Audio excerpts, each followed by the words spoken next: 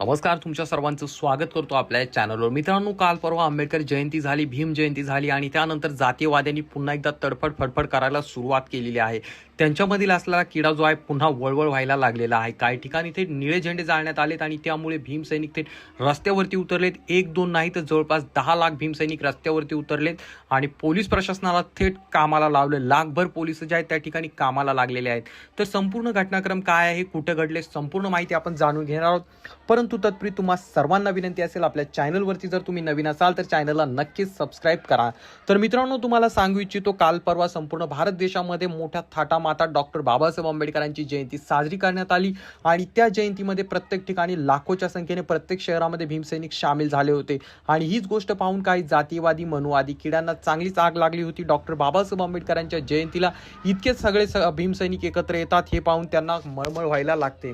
आणि त्याच पार्श्वभूमीवरती हे जे असतात मित्रांनो, काही ना काही असं कांड करतात जेणेकरून यांना जे आहे भीम जयंतीला गालबोट लावायचं असतं. तर त्याच पार्श्वभूमीवरती उत्तर प्रदेशमधील वाराणसी या ठिकाणी जे आहे डॉक्टर बाबासाहेब आंबेडकरांची जयंती साजरी झाली आणि जयंती उत्सव होतो ना होतो तोच त्या ठिकाणी जे आहे निळा झेंडा जाळण्यात आला. निळा झेंडा जाळल्यानंतर त्या ठिकाणी असणाऱ्या लोकांनी मोठ्या प्रमाणात आक्रमक झाले. त्या ठिकाणी असणारे भीमसैनिक अतिशय मोठ्या प्रमाणात पेटले आणि त्यानंतर त्यांनी चक्काजाम करत संपूर्ण रस्ते त्या ठिकाणी वाराणसीचे बंद केले. आणि भीमसैनिक एवढ्यावरतीच थांबले नाही, तर जोपर्यंत दोषींवरती कारवाई होणार नाही तोपर्यंत आम्ही रस्त्यावरनं बाजूला हटणार नाही, अशा प्रकारची त्यांनी त्या ठिकाणी भूमिका घेतली.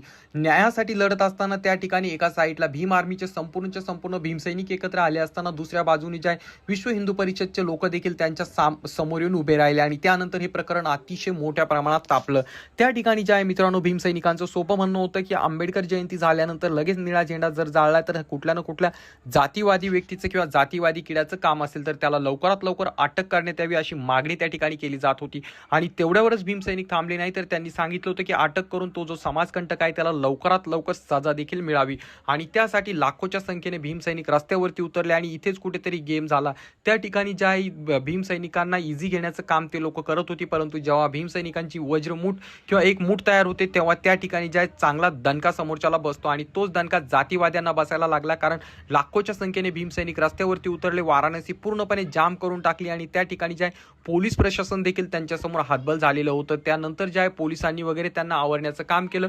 परंतु आता प्रश्न हा उपस्थित होत आहे की अजून किती दिवस हे जातीवादी किडे वळवळ करणार आहे आणि जातीमध्ये भांडणं लावण्याची काम करणार आहे आणि किती दिवस पोलीस प्रशासन किंवा स्थानिक प्रशासन या गोष्टींना आवरण्याचे फक्त प्रयत्नच करणार आहे की आवरणार देखील आहे. घटना घडण्या अगोदरच तिला थांबवण्याचं काम हे करणार आहेत की नाही, अशा अनेक प्रश्न आता उपस्थित राहायला लागलेत. तरी याबाबत तुमचं काय मत आहे खाली कमेंट करून नक्कीच सांगा. आपल्या चॅनलवरती नवीन असाल तर चॅनलला सबस्क्राईब करायला मात्र विसरू नका आणि व्हिडिओ जास्तीत जास्त लोकांपर्यंत शेअर करा.